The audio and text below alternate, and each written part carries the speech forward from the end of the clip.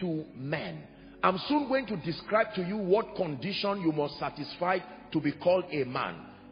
You know, in our world, when we say you are a man, it means you are weak. I'm going to teach you that when they say you are a man, it's a special honor given to you. There are many spirit entities that cannot be men. Are we together? The earth has he given to the children of men.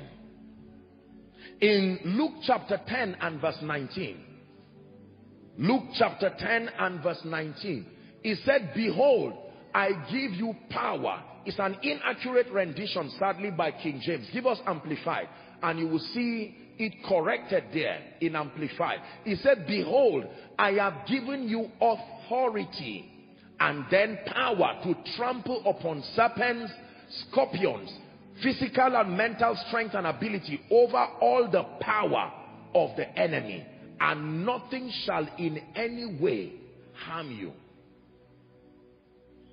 Hallelujah.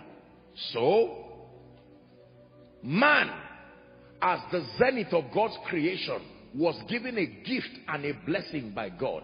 That gift is dominion and authority. The ability to stand instead of the maker and manage this dominion, this realm of his kingdom. Very, very powerful and very important.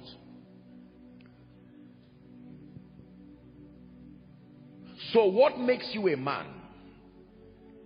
Just to state it so that we know those who are talking.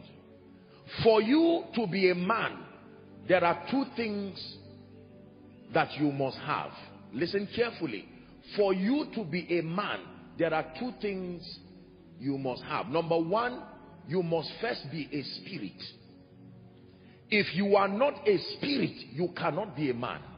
You must first be a spirit. Number two, the place of residence of that spirit must be a material or a physical body. You must be a spirit, and that spirit must be domiciled, trapped in a material body. Are we together? And then in addition, that spirit in that body must have what we call the mind, the interface between the spirit and the body, the mind containing the will, emotions, intellect, all those solical faculties. You are not a man if you are a spirit alone. You are not a man if you are a body alone. You are not a man if you are a mind alone. There has to be that coexistence of a spirit living in a body and then having the faculties that connect that entity to this dual realm of the spirit and the physical realm. You have to see that the design of man was a very intricate design. No other entity had that kind of design, that a spirit is trapped in a physical, material body and then having a mind containing the will, emotions, and intellect. I hope you know that all other physical creatures on earth have bodies, but it does not qualify them to be called men. You never call a goat a man. Are we together? As much as science talks about chimpanzees and monkeys and evolution, you never call a monkey a man. What then is the difference? That coexistence, the spirit living in a mortal or material body, connected by these solical faculties of the mind. That's what qualifies any entity to be called man. Are we clear on that?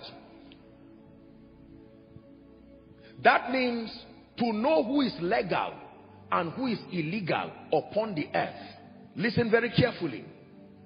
The Bible never restricted other entities from roaming about around the earth, provided they are willing to submit to man.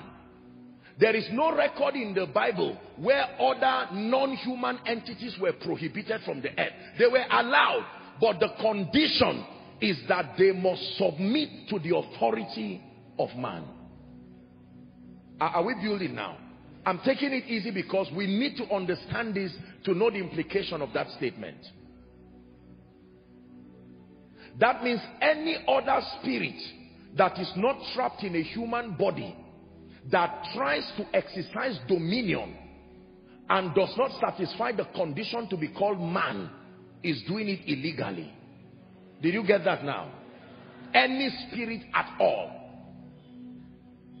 For the dominion and the exertion of authority from any spirit entity to be legal on earth, it must be trapped in a physical body, and it must have a mind that interfaces between the spirit and the body. This is very powerful.